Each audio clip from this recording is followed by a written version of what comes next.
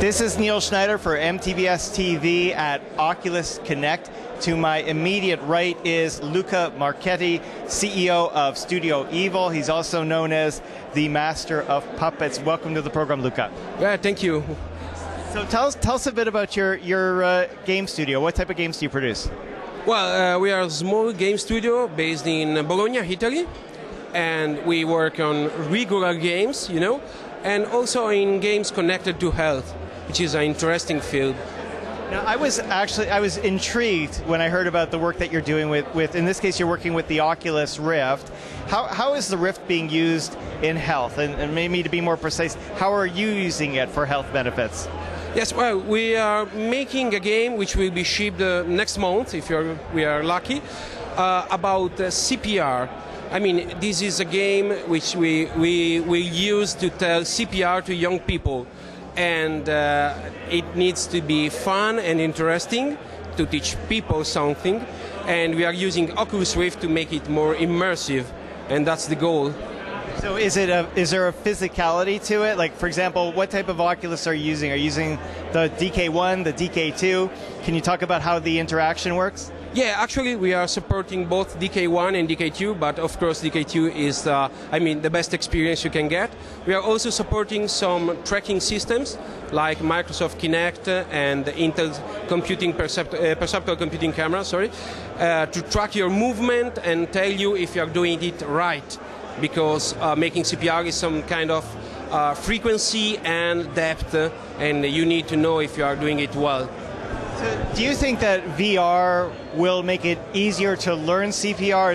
Is there a benefit by doing it this way versus the traditional way of taking lessons at summer camp, if you will? Well, actually this game is not exactly training.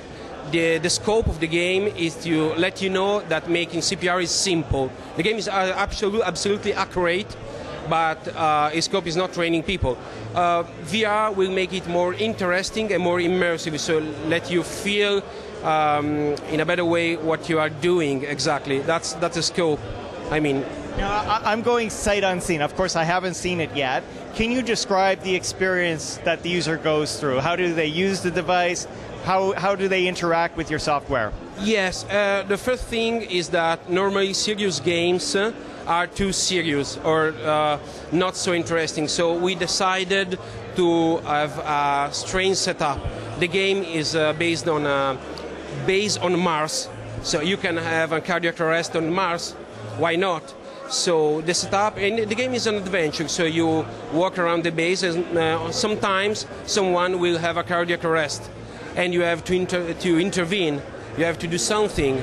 And you can play, if you have a Microsoft Kinect, you can play with your pillow or maybe with your teddy bear or something like this and make a CPR on it tracked by Kinect. Or you can use only keyboard and mouse and understand how to make things.